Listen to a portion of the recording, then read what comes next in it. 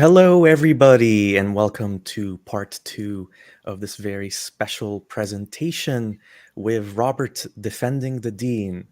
And if you joined us last Sunday, Robert very kindly discussed two very important issues, very common arguments against Islam, and we're going to summarize those in a little bit. But I just wanted to say that in this part two, Robert is going to discuss the issue of reform in Islam, and I'm going to let Robert explain in a bit more detail.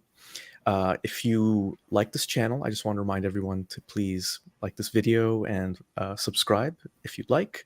I also have a Patreon if you want to support the channel financially as well. And last thing I should mention is that at the end of this presentation, Robert is very kind enough to offer to answer any questions you might have relevant to the presentation. So feel free to ask your questions in the live chat. And actually, one more thing I should mention is we do have a poll question for anyone who wants to vote. And the question is very simple. Did this presentation, part one and part two, soon to conclude, change your mind about anything about Islam? So feel free to vote there as well. Welcome back, Robert. Thank you. Okay, so I'm ready when you are. All right, let's do it. I'm going to pull up the presentation. Yep. Okay, so Assalamu alaikum, everybody. Thank you for coming to part two. I'll do a quick review. This is the definition of Islam. Center is mainstream Islam. Second circle is 20th century movements. Third circle is ethno-religions. Everything outside this, for the purpose of today, is not Muslim.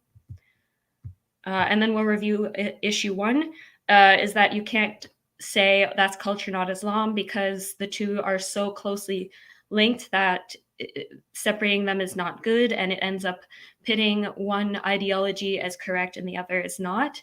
And so that's why you can't do that.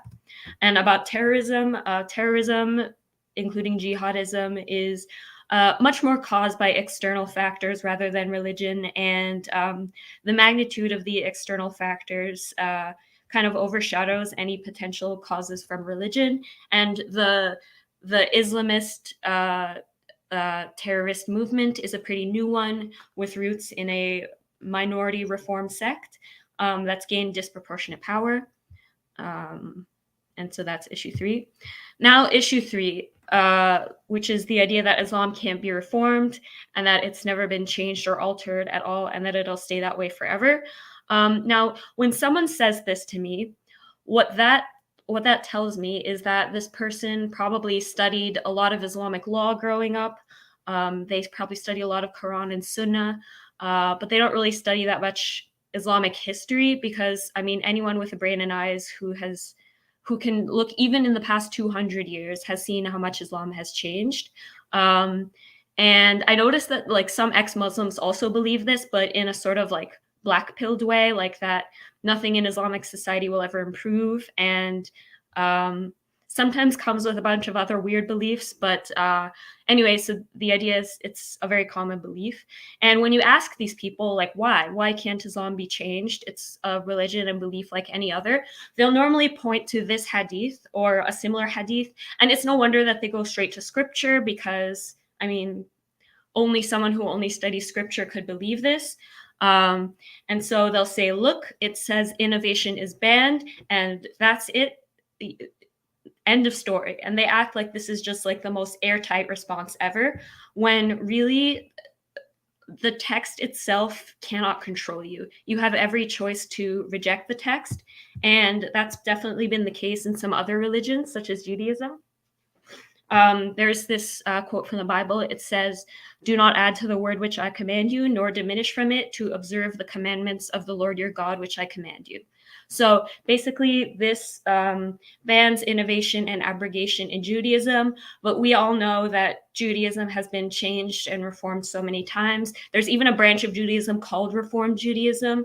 And so clearly, people don't have to follow what the text says. And a lot of people will say, okay, well, it doesn't matter that you're not allowed to change like the Bible, because the Bible is so nice. It's full of love and forgiveness and loving your neighbor. Like I saw an interview between Apostate Prophet and Michaela Peterson, and that's exactly what she said. She said, if you follow the Bible closely, you'll see it's all just about love and forgiveness and living.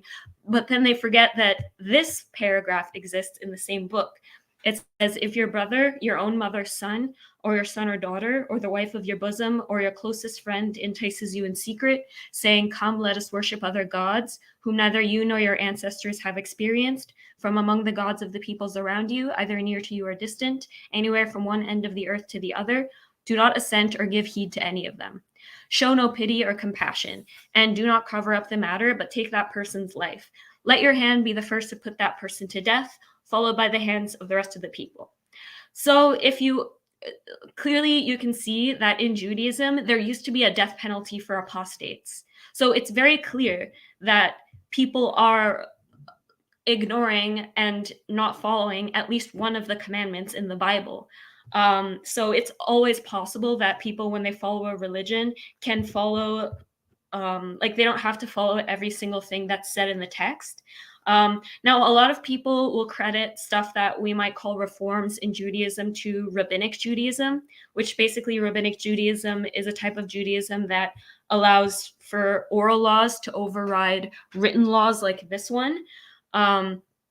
But that's not true, because there's actually another branch of Judaism that doesn't follow the oral laws or consider them obligatory, but they still don't kill their apostates. And so those people are called the Karaites. So first, the Rabbinites, which is the first group that I mentioned, they believe that the Jewish oral tradition, which was eventually written as the Talmud, is equivalent in stature to the Torah. So basically, oral laws in the oral tradition that forbid killing other Jews override things that are written in the Torah. But the Karaites don't believe that the oral Torah is binding law, but they still don't kill their apostates. And why? Well, because in the same book, there's this commandment that says, you shall not murder, you shall not commit adultery, you shall not steal, you shall not bear a false witness against your neighbor. So it's clear that even when it seems that the text would ask you to do a certain thing, another part of the text asks you to do something else, and it's up to the people to decide which one they end up following. And that doesn't mean that everything in Karaite Judaism is like changed. They still retain things that we might call more traditional or archaic practices in Judaism that aren't really done anymore, except by the Karaites and maybe the Samaritans, which is, for example, prostration. So they pray like sort of like how Muslims pray, where they press their head to the ground. They remove their shoes in the synagogue. They're patrilineal, so you inherit your father's tribal affiliation and religion. And the proportion of Jews has changed significantly. The Karaites used to be 40% of Jews, and now they're actually only a small percentage. So yeah, this is a clear example of people who, when given to choices, will choose the right one. And so the question is, can this happen in Islam as well? So I think it's already kind of happening in Islam, because every time that a Muslim has ever tried to justify to me or someone else that there's no, death penalty for apostates, no forced hijab, nothing like that, they pretty much always go to this Quran verse in chapter 2 that says, there shall be no compulsion in religion. And that's the part that they, according to their interpretation, is banning the forcing of making people follow Islam or killing people who leave Islam. And this is obviously contradicted by this hadith and other hadiths like it that basically create the death penalty for apostates. So whoever changed his religion, then kill him. And so, I do think we should understand that some parts of Islamic law do say this, that the apostates will be killed. But it's also important to note that for a large percentage of Muslims, that really doesn't matter because it says no compulsion in religion. And actually, speaking of reforms and changes, there's a word in this hadith that has the meaning of it has changed significantly over time, and that's the word zanadika. It's translated here as atheist, but that's not really the best translation ever, and I'll show you why. So this word zanadika, it was originally applied to people called the Manichaeans, and they were a religion in Persia that was very popular among Arameans, and it comes from the word zadik, which it's the same root word as tzedek in Hebrew and sadiq in Arabic, and it originally was, a pejorative term for this faith, but over time it eventually came to mean Muslims with beliefs that are considered devious or some sort of defilement of Islam, and they're usually obviously uh, accused of being non-Muslim. And you may be wondering, like, how could you possibly confuse a Muslim for a non-Muslim? Like, it seems like it'd be pretty obvious, like, who's Muslim and who isn't. But the thing about a lot of these pre-Islamic religions, and most pagan religions in general, honestly, is that they're flexible enough that a pagan, for example, a Manichaean, could accept significant influence from Islam to the point where you wouldn't even necessarily know who is Muslim and who isn't. And so the first semantic shift is from Manichaean to deviant Muslim, but now in Sahih Bukhari it translates this word as atheist, which suggests yet another change to the meaning of this word. And this is a word in a core Islamic text, which is Sahih Bukhari. If you're going to practice Islam, you have to know what these words mean. And if the words and their meanings have changed, then of course everything else is bound to change as well. Oh, and another interesting thing is that it seems to imply that the Zanadika are apostates, so people who used to be Muslim but left their religion. So overall, we have a lot of doubt on the identities of some of the people described in Islamic scripture. And you'll see that, you may be wondering, like, how is it possible that a pagan religion was able to live among Muslims for so long? Because isn't it supposed to be that Muslims are supposed to, like, expel or kill all pagans? But that historically was not the case, because even in the earliest periods of Islam, the Zoroastrians, Hindus, and Buddhists, they all had the protected status. Now, I'm not defending the idea of dhimmis as a concept, but I am saying that it's very clear that the Muslim rulers changed their jizya policy, I guess, very soon after, like, creating Islam. Because remember, Persia and India were some of the first places to be conquered. So this major change in their attitude towards other religions happened very early. And here I have a picture of the Chinese source that we used last time. And so part of interest here is the part where it says the Arabs sent an embassy to the court to present tribute.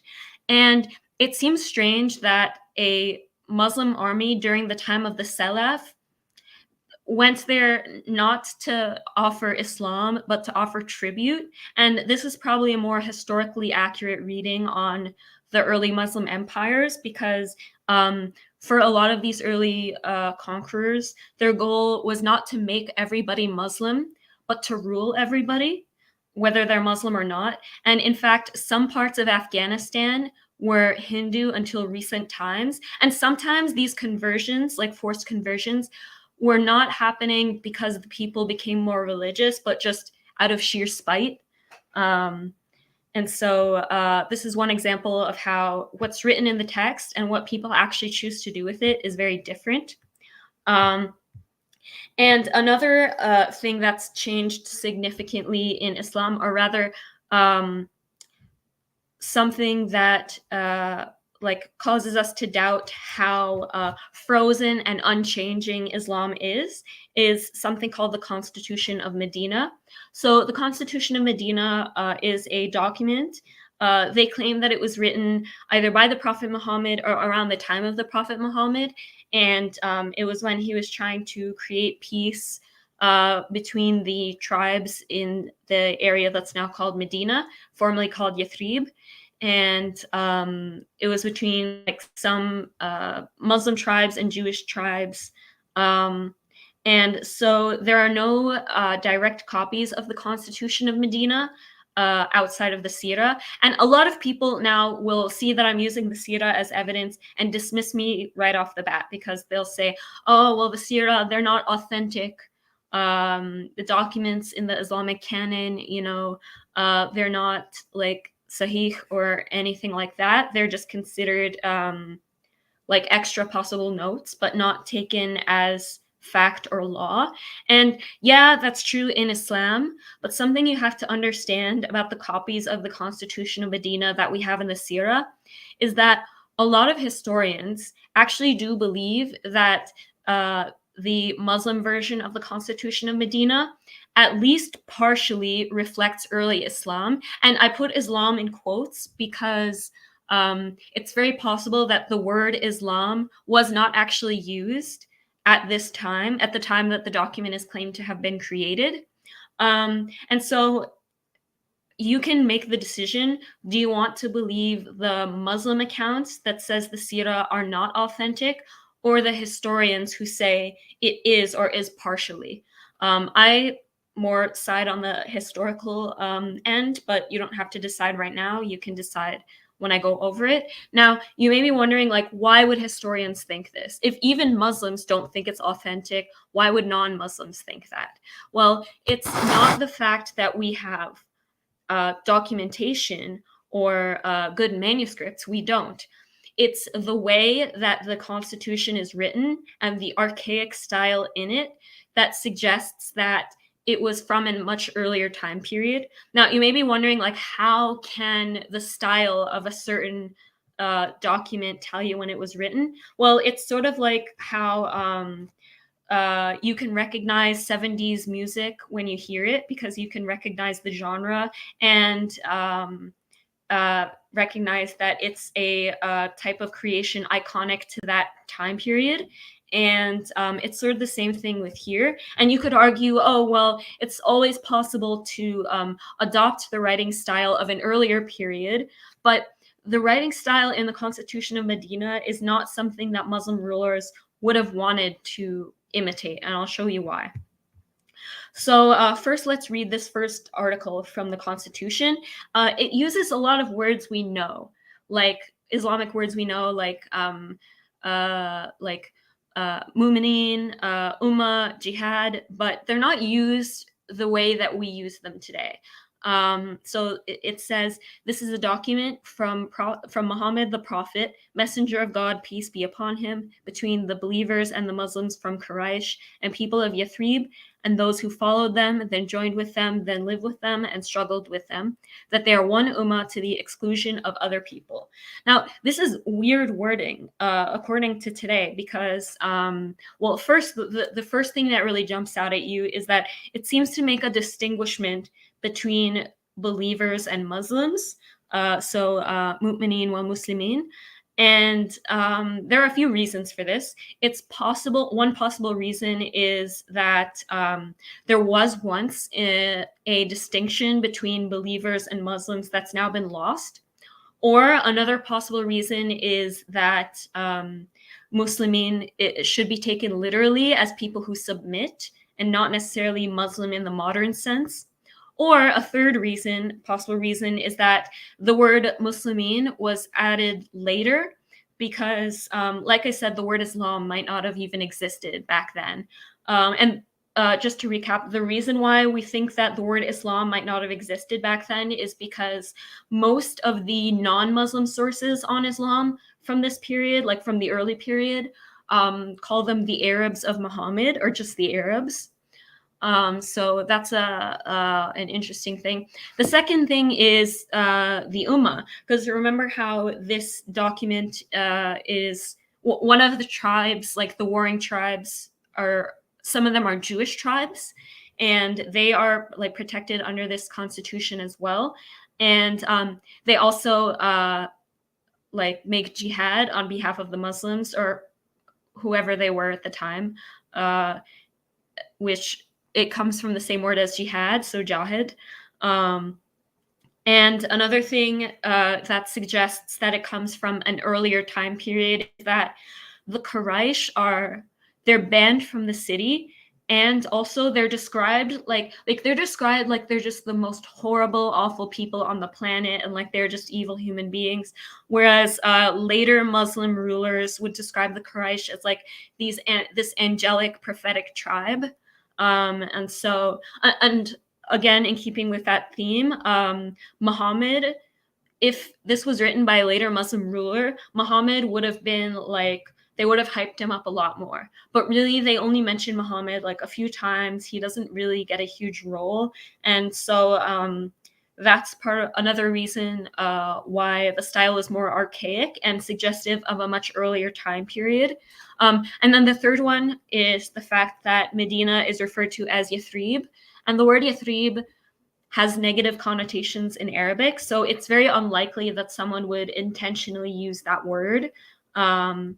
And this might seem to be really, really far from what we understand about Islam, but if you look in the Quran, the words used to describe disbelievers in the Quran are diverse as well, because there's this term kafirun, which the way it's used, it seems to be a little bit more neutral and just referring to someone who is non-Muslim, whereas kuffar has this much like stronger sense of them being like mean and ungrateful, like believing disbelievers, basically.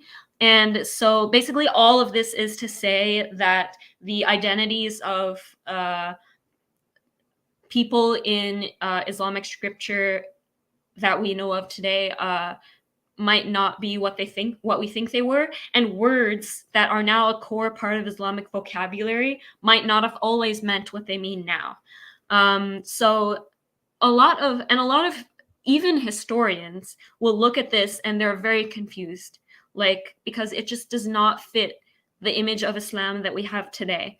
And some of them will try and weasel their way out of this. And they will look and they'll focus on the part that says one ummah. They'll say, okay, why are the Jews included in the ummah? Well, it's definitely because instead of one ummah, there were actually two ummahs, one for the Jews and one for the Muslims. And that's not what the text says, but it's sort of like how a lot of modern Muslims, when they see something about Islam that they don't like, they'll be like, oh, actually, strike them means educate them. So they'll like try and change what it says to fit their modern understanding, and that's just not really true. And in later articles, it's a little bit more explicit, saying that the Jews are a member of the Ummah. It says the Jews of Banu Auf and their allies and people are an Ummah from the believers, for the Jews their religion, and for the believers their religion, except those who do wrong and commit sins, and he does not harm anyone except himself and the people of his household. So first of all, Ummah from the believers, I think this is self-explanatory. They're in the Ummah. And interesting, they don't say Muslims, they say believers, which kind of confirms what I was saying earlier about how the word Muslim probably was added in later. And another really interesting thing is that this protects people except those who do wrong and commit sins. And you'd think that not believing in God and his messenger, so being Jewish, would be a sin, but it isn't, at least not under this constitution.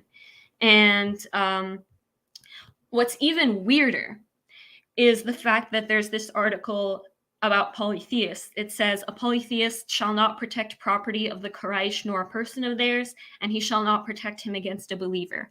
Now, this is very strange because we were always taught that Muhammad basically purged Arab polytheists anywhere he saw them, anywhere he ruled, anywhere he lived.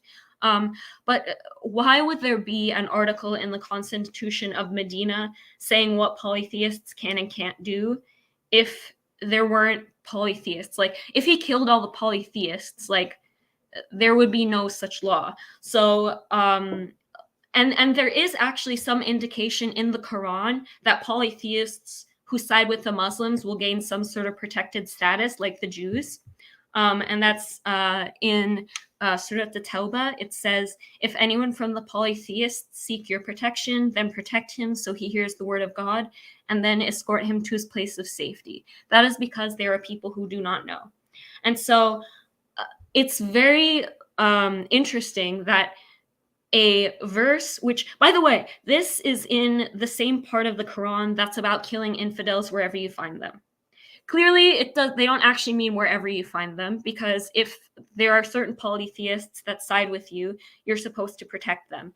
And just to reiterate what's at stake here, if it is true that the Constitution of Medina or other documents like it protected the polytheists under what are now called Muslims, then that means that even being polytheist isn't sinful, because such a document would not protect a sinful person. So basically, the point of this section is that what we think of as really core, absolute aspects of Islam were not always core or absolute, not by any means. So let's talk about another major change in Islamic history, which is one of the most interesting evolutions, in my opinion, is so there was a group early in Islamic history called the Khawarij, and they arose after Abu Bakr was chosen as caliph instead of Ali. And funny thing is, some modern Islamic scholars, they jokingly or pejoratively say that modern jihadists are like the Khawarij. And there are some similarities between them. Like, they're super crazy with the takfir. They are too good for establishments, and they're very violent. But none of these are like uniquely Islamic, because, like, think of the takfir. Extremists have to give takfir because of all kinds, because when you're doing extreme things, everyone has to be 100% on board. There can't be any fitna, any disagreement, any sort of thing. So this is typical in extremism. The anti-establishment thing, that's inherent in insurgents. If they were pro-establishment, they would be dictators. And then extreme violence, I mean, that's common for all extreme beliefs. And interesting is the Khawarij believe that if a Muslim committed a major sin, then they were considered an apostate. So the sect is pretty much extinct today, but it has one surviving descendant, and the surviving descendant is nothing like them at all. Not at all. Shows how much can change. So the group, they're called the Ibadis, and the Ibadis are a sort of third Orthodox branch. So they're typical Muslims in every way. It's just that they're the third sort of offshoot, and they're the last surviving descendants of the Khawarij. And they know this. Like, they're fully aware that their ancestors were like members of the Khawarij, but they still reject that label. And I think that this is the most accurate understanding of their relationship to the Khawarij, because it's true that they descended from the Khawarij, and it's true that that's where the sect is from, but it's also true that they're nothing like the Khawarij, not by any means. So they are not Khawarij, although they descend from them. And they have a few very unique and interesting documents. So one thing that makes them different from Sunni and Shia is that they believe that any pious Muslim man can rule the empire. And really, there doesn't need to be an empire, because they believe that individual Muslim communities can take their leadership into their own hands. And then they also don't really have a Friday prayer, because they have a sort of imamate the same way that the Shia have, and they don't do Friday prayer without him. And since they don't have a living imam, they don't have Friday prayer. And then for the incorrect opinions, since Ibadis really, really, really stress ijtihad instead of stressing a particular school, they really believe in the power of independent reasoning. So basically, the idea is that if you've come to a conclusion about Islamic law through ijtihad, and you've genuinely considered all of the evidence and thought about it, whatever opinion you end up coming up with, within reason, of course, you will not get a sin for, because you reached it through ijtihad. And they have a kind of, it's a form of skepticism, actually, about whether or not we can truly know what is Islamic, because, yeah, it's just a sort of, because that's the natural result of using ijtihad, is that there will be a huge diversity of opinions that could possibly be correct. And then a very interesting thing is that although they have their own hadith collections, the hadith studies they don't have a huge role. And another interesting thing about their hadiths is that the narrator, the chains of transmission are much shorter. So it's actually very likely that the Ibadi hadiths were collected before any other collection, because they have a very short chain of transmission.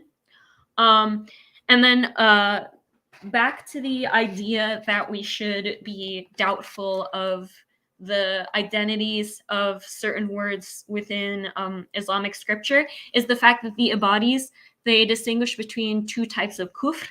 And so there's the major kufr, which is kufr shirk, and that would be somebody like you, or somebody who either is a polytheist or an atheist, or like really doesn't believe in God.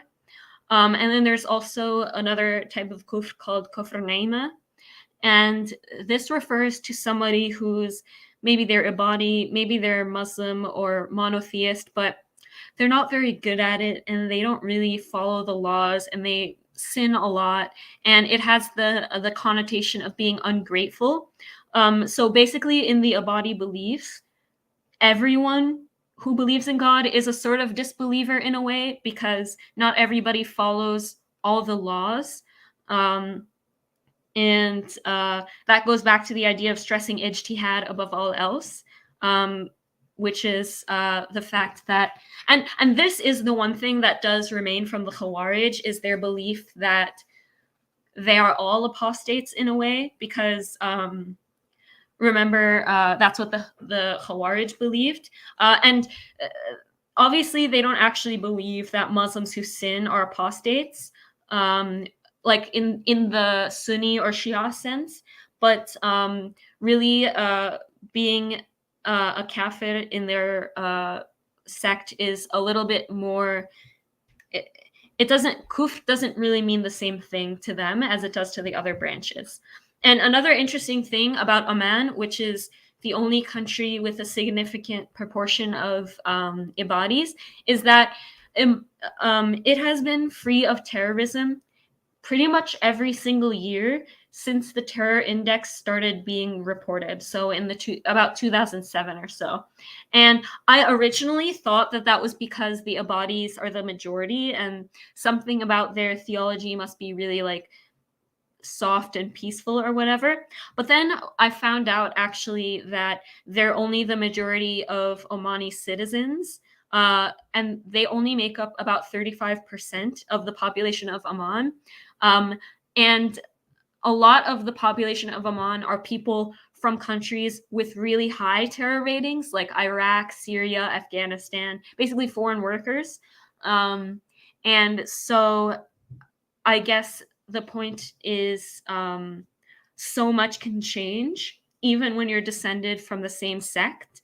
And you could get a religious tradition that, at least in terms of violence and aggression, is absolutely nothing like its ancestors in any way. And so another major Islamic reformation, a reformation that has much more wide-reaching consequences for the entire Muslim world, which is the formation of the Turkish Republic in the 1920s. So most of you have heard probably of Mustafa Kemal Ataturk, and he was a Turkish politician who was responsible for basically abolishing the caliphate of the time, and he created basically the Muslim world's first secular republic. And this was major because remember, the caliphate had been going on for like over 1,000 years, and he completely abolished it. And this really was unprecedented, and a bunch of other changes came along with it. So, for example, women received voting rights and full political equality with men. Um, and this was like unknown. He also Turkified certain Islamic terms. Now, this might seem strange and arbitrary, but the point of Turkifying, or rather, the point of de-Arabizing Islam is that because Ataturk wanted to remove Islam from leadership, and um, if you're depending on leaders who are educated in Arabic to interpret your religion for you, of course you're going to follow whatever those people say, and that's no different from an Islamic state just doing whatever the head of the Sufi Brotherhood says. So Ataturk says no more like everything being ruled by Murshideen. And we're going to put the power of practicing Islam back into the hands of the people. And this provides a lot more religious freedom in a way, because people are practicing Islam on their own terms. And then the school system was completely secularized, and religious education became a thing of the home.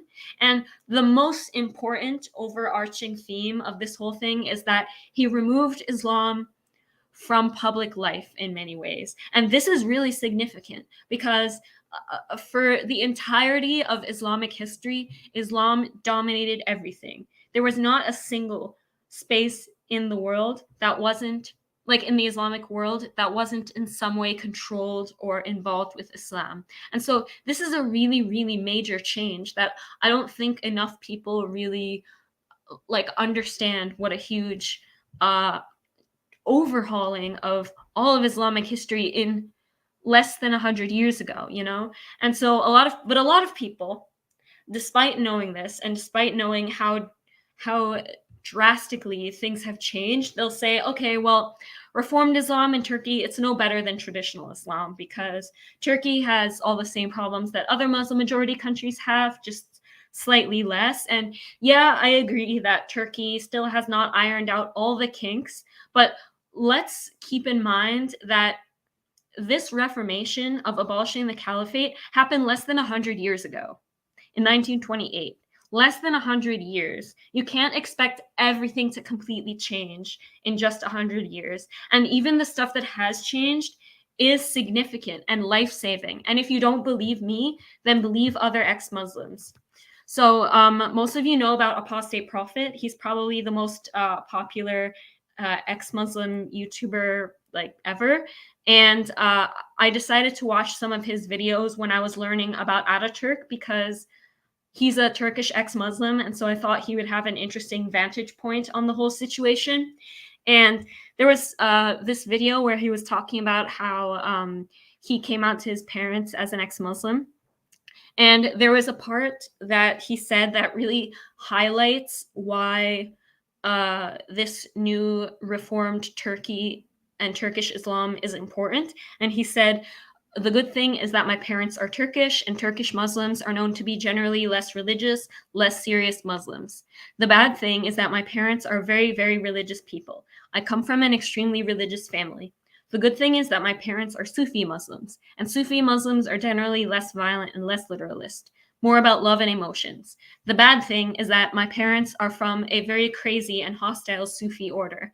And then later in the video, he says, I'm very lucky that I come from a Turkish Muslim family, from a culture that is not just as violent. There are so many other people who are not as lucky.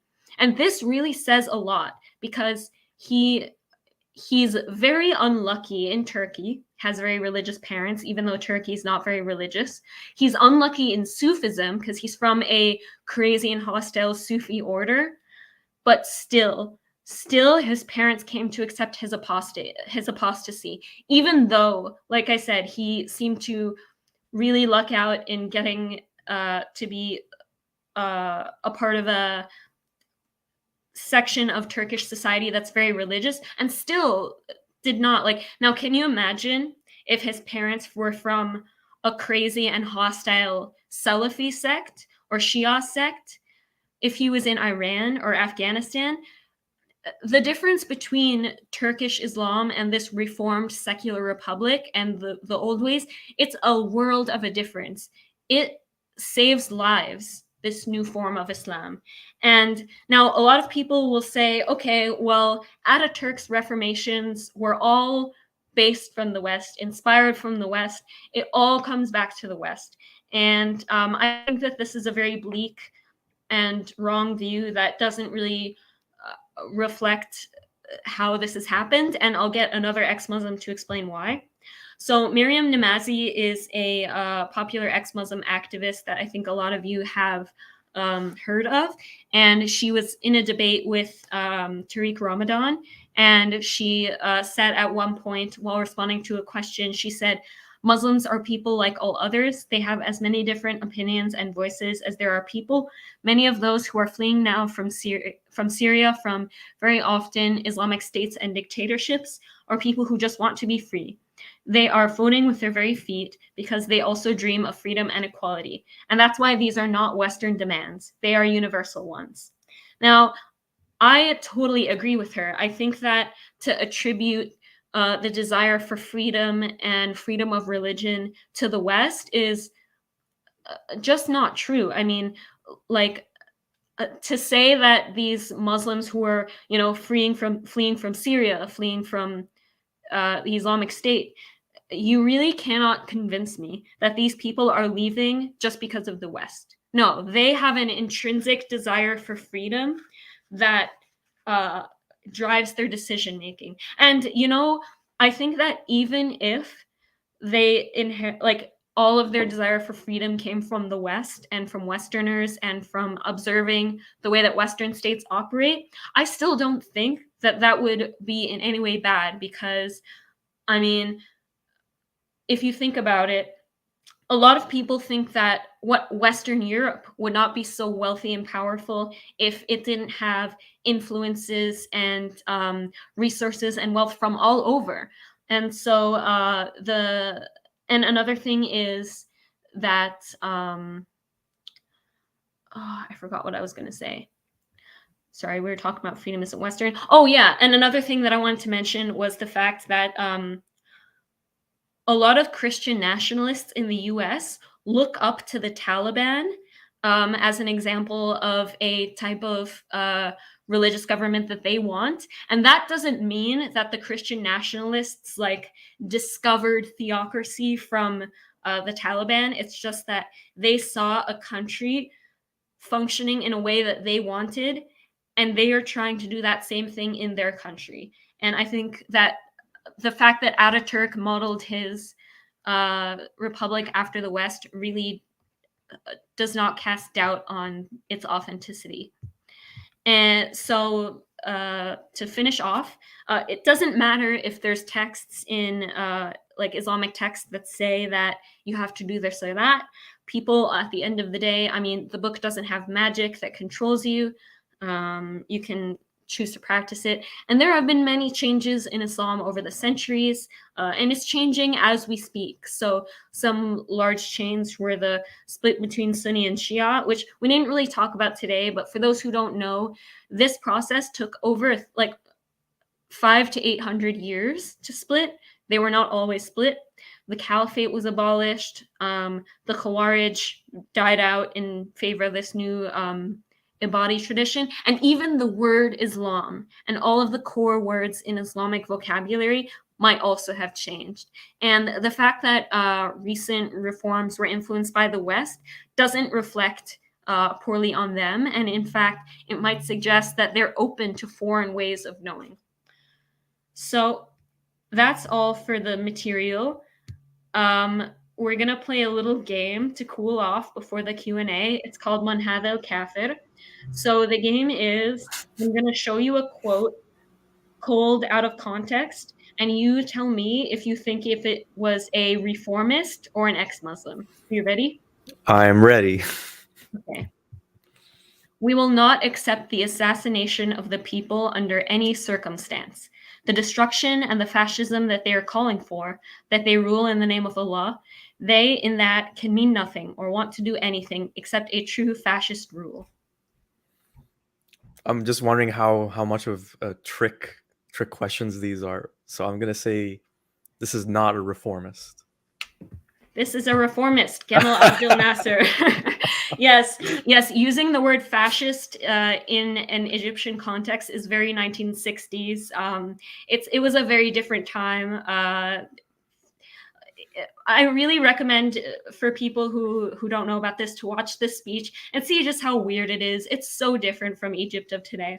There's Anyway, also a really famous clip from a speech by Abdel Nasser where he talks about how there was this one person who's, I think, a prominent religious cleric who was trying to get the Egyptian government to force every woman yes, to that's wear a the hijab. speech. Yeah, It's the that's the same same speech. speech.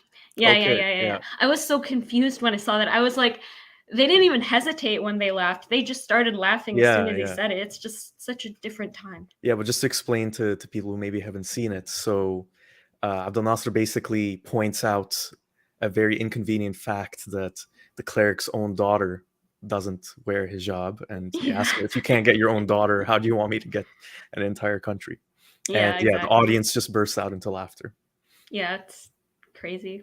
But yeah, please continue. Okay. The problem is that there's been a violent mutation in Islam which has become unusually virulent and powerful, and it needs to be dealt with, but in order to deal with it, we have to call it by its true name. Okay, okay. I'm overthinking now, but okay, I'm gonna say this is a reformer. Nope, this is an I knew ex-Muslim. it. This I is knew it. Salman Rushdie. Yes.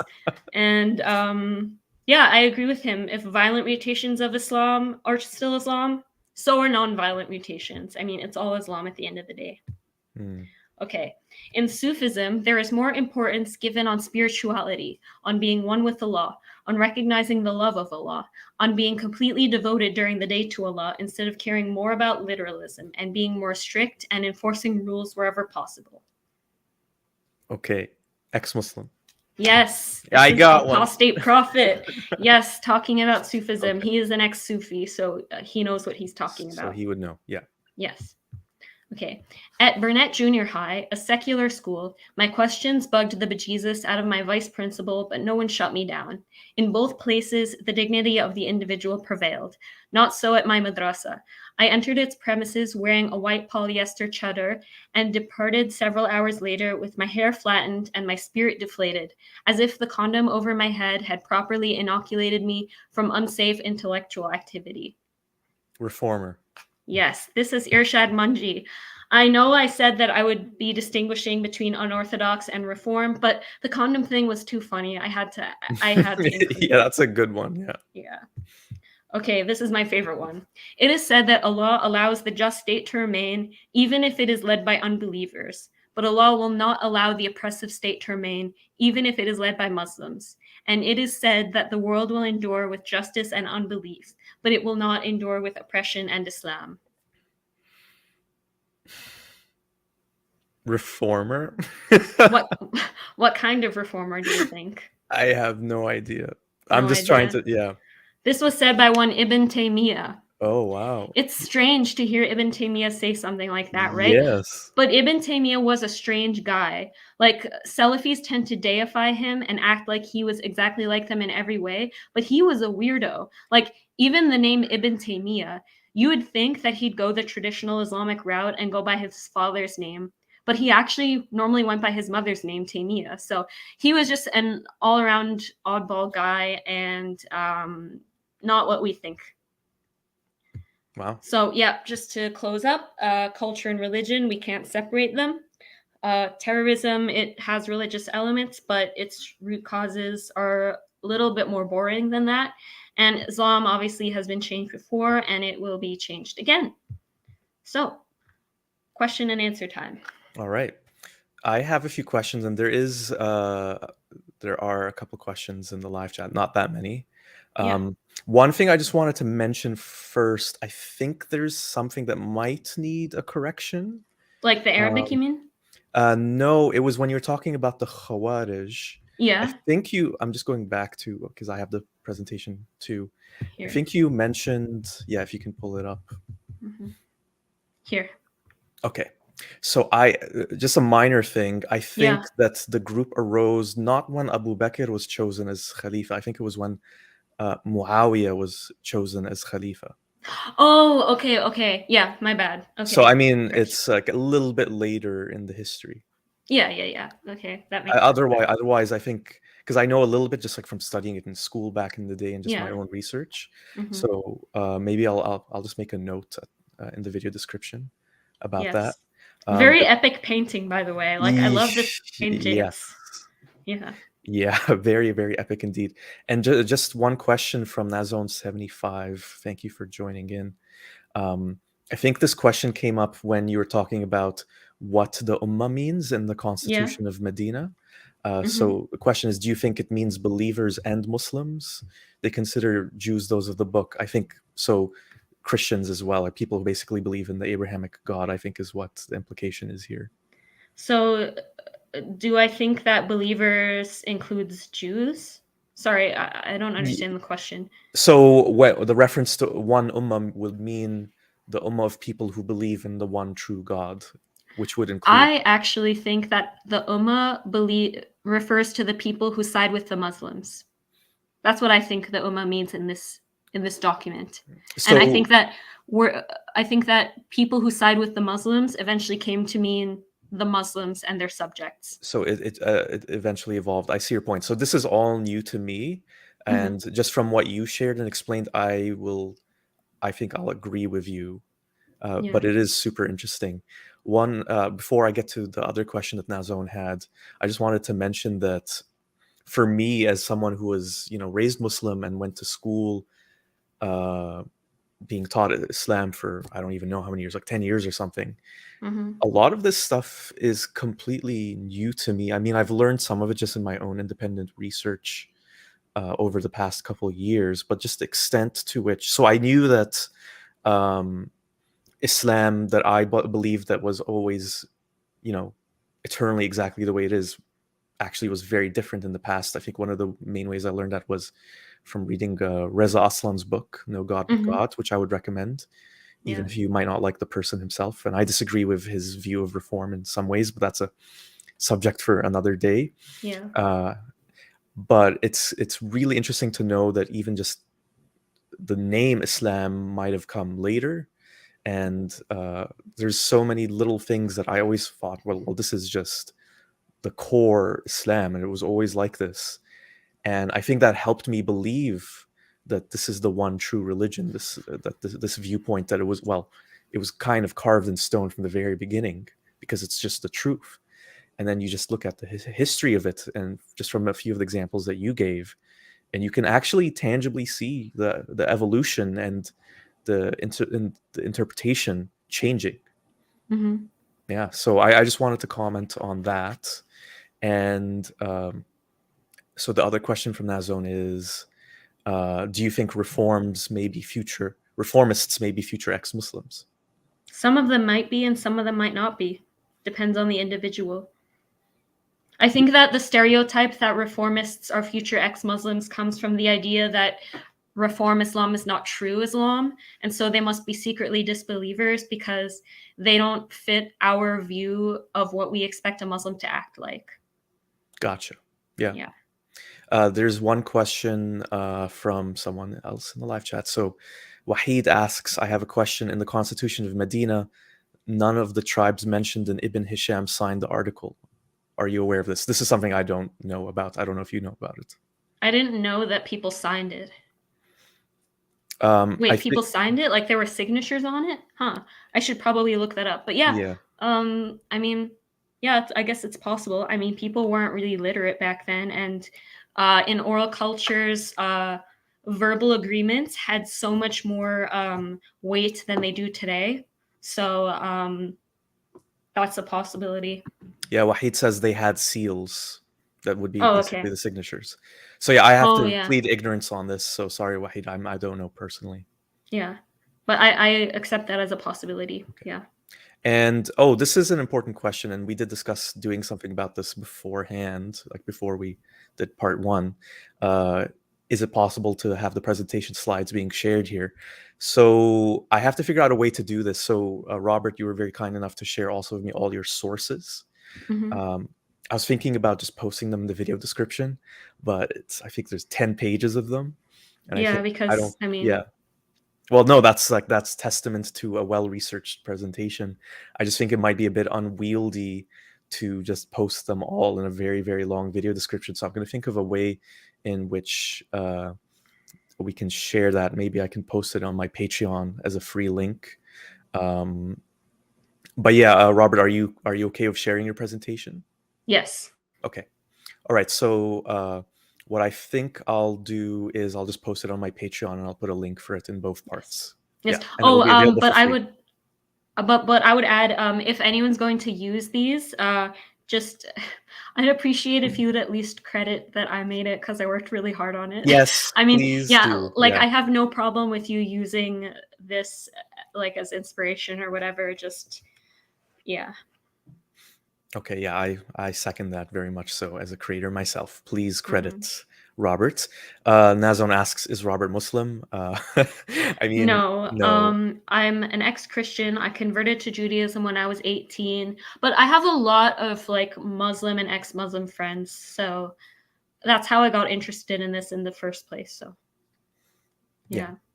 So the one thing I wanted to just ask you about before we wrap up, and I first of all, I just want to say I agree with your third defense as well. It's clear that Islam has reformed, and I would say it's in the midst of a reformation. And I mean, I can't see why it won't reform again in the future.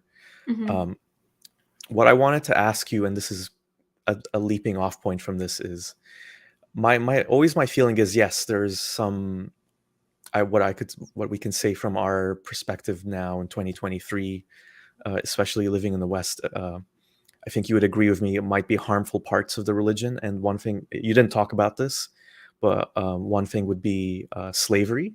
Yeah. Um, so it doesn't explicitly condemn slavery, which is, I think, something that a lot of ex-Muslims What's have. it? Sorry. What's the it? You said it doesn't condemn. What's the it? Oh, I should specify. Yeah. So the Quran and the Hadith, if we want to just specify those parts of Islam, Hmm. don't explicitly condemn slavery in its entirety. Hmm. And what a lot of Muslims I know today, including Muslims in my own family, will say is that, it was for a time and a place. And so in that sense, I think it's a good example of reform. Hmm. But my concern is with this kind of stuff is, and this is the question that I wanted to ask you. It's a bit of a tough one, maybe. Yeah. Um, my personal feeling is that we can get a lot of the good from Islam, um, while also, realizing, okay, there's some parts that they are for this time and place, and that we can tell, for example, something like slavery is not a good thing now. Um, my feeling has always been, why can't we just have those good things and not be Muslim? Like Because what? being Muslim is fun. That's an interesting answer. Well, I mean, I'd for love for me you to being elaborate. yeah, for me, well, I mean, for me being like being Jewish is fun for me. It's fun to practice the religion. And it's fun to be a part of the community and to connect with my spirituality in that way. And I imagine for a lot of Muslims, it's the same thing. That's an interesting answer, Robert. I gotta say. Um, to me, it's the things that influence behavior and beliefs, and how those beliefs impact actions that I'm interested in as well. Hmm. To give you an example, I don't know if I would say it's a positive thing to believe that there's an afterlife, for Hmm. example. And this is my subjective point of view. Yeah. And one of the things that I would say is a core thing to Islam is a belief in an afterlife. So my question to you is, like, would you agree with that? And can you see my perspective on how believing in an afterlife could potentially have negative consequences? Yes. And if you were to show me like some sort of study saying that like belief in the afterlife is correlated with other bad beliefs, I would totally believe it. Yeah. And but I do something that I think you probably should know when you're thinking about like how religion like impacts us and stuff, is that religion, like culture and language, is usually the thing being acted upon rather than the thing causing the thing. So it's much more often that a religion is like a cherry on top for a bunch of other things. So that's something that I want you to consider, that not everything that a religious person does like begins and ends with religion. And sometimes, like something that I've seen a lot of people do is they'll make a change and then say it was because of religion, but it was really because of a bunch of other factors. So like, and it's not to say that I don't think that religion can't cause you to do things, or that certain religious precepts can't make you like act a certain way. I do. I just don't think that they are as like, I what I would say to you is, don't assume that religion is the cause or effect. Try and like explore the whole thing first, is what I'm saying. Yeah. So my understanding is that you're saying that there's usually nuances and Yeah. uh, but wouldn't you agree that there's some instances where the practice, like the potentially negative, harmful practice, is rooted directly, let's say, in the Quran? Like in a specific belief? Yeah, sure, of course. Of course. Mhm. I mean, yeah, I mean, if you look at, I'm trying to think of a good example.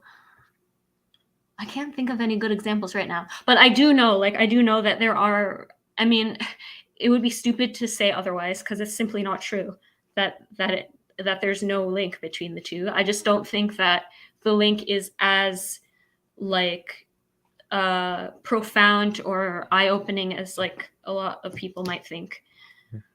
Mhm. I would Yeah. agree. I would agree with that. Like, I think it's Mhm. important to be nuanced about those things, and like ultimately, I think it's the decision of the person.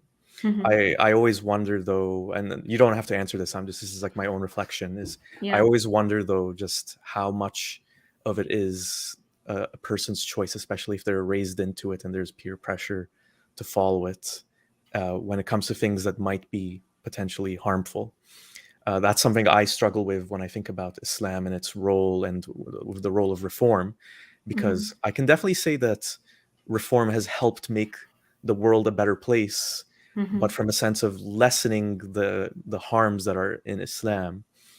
Uh, I'm of the personal belief that I would just take it a step further, which might not be the most realistic thing for a lot of people to do for cultural reasons, personal spiritual reasons, and so on and so forth. But yeah, that's a bit of a side tangent. Mhm. Let's see if there's any other questions. We got a bit of a debate going on in the live chat, but it's kind of irrelevant to what we're What's the talking about. debate about?